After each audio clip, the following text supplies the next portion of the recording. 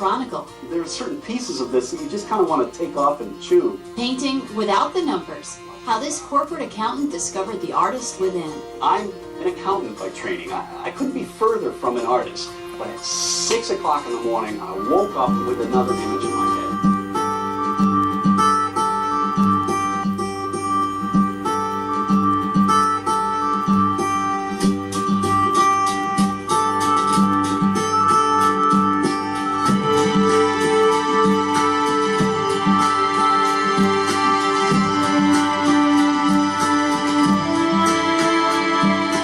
You could call Randy Loubier a reluctant artist. I hated coloring. I thought of it as a waste of time when I was a kid. I really did.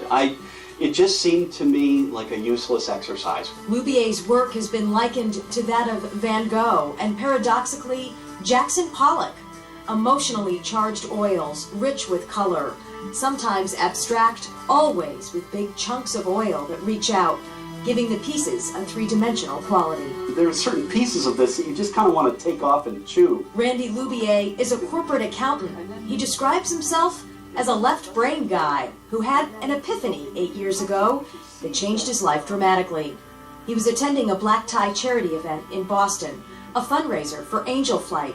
The president of the organization was giving an emotional speech, and while Loubier listened, he had a vision. At one point, I looked up at the stage and I thought I saw a painting standing right next to the president. And it was a beautiful painting in kind of an impressionist style and that was very symbolic of their mission. And I just kind of rubbed my eyes and realized, oh, that's just my imagination. There is no painting up there. Loubier mentioned his vision to his wife Judy on the way home. She encouraged him to try to bring his idea to life. And I just laughed at her. I said, honey, I'm an accountant by training. I couldn't be further from an artist. Affairs of the heart are never logical. Loubier suddenly found himself on an emotional roller coaster. Well, after a week of being haunted by this crazy thing, I ended up at the art store and I picked up a few canvases and some cheap acrylic paints and a couple of cheap brushes and came home and tried the painting. It was awful. I had a great night's sleep. I slept like a baby, but at 6 o'clock in the morning, I woke up with another image in my head. And he went to work with a big, cheap paintbrush. And I'm just mushing around the paintbrush on the canvas because it's what I wanted to do. It's what I felt like doing. This is the result. Sunset over Autumn Pond. Hues of warm gold bleeding into deep puddles of blue. I loved it, and better yet, my wife loved it, and she rushed me out of the house to go get it framed. The success sparked a flurry of painting. Loubier admits he was obsessed, driven in a way he'd never known before. He painted 150 pieces in 2 years. They took over the house, filled the basement, but for Randy, these paintings are deeply personal. He didn't want an audience. I think somebody's opinion might ruin my fun. You know, I don't want to hear that my work is not good art. I don't want to hear that it's not an appropriate use of paint.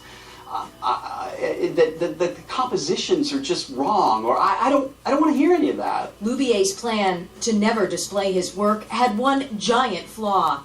He kept taking his favorites to be framed. And she kept bothering me. Would you please just bring me some of your work so I can look at it? This reluctant artist with no formal training didn't want to share.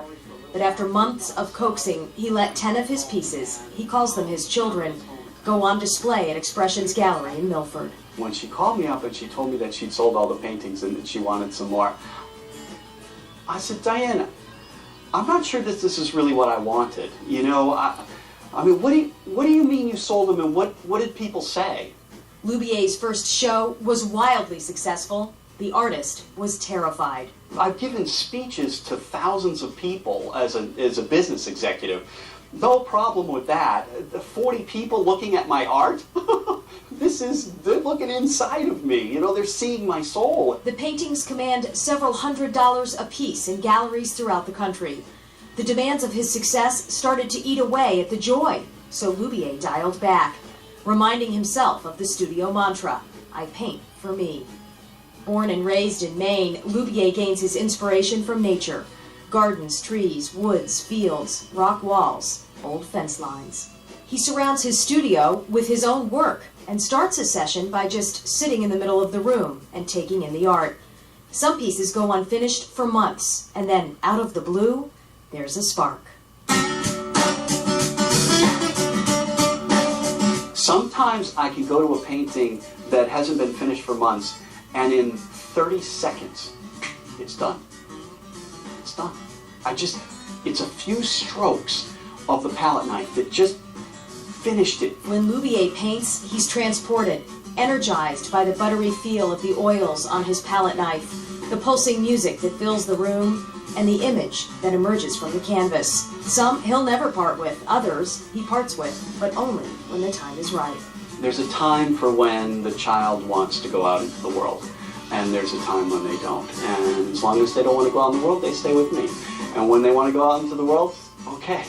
I literally kiss them goodbye and bring them to the studio, to the gallery, and let them be sold.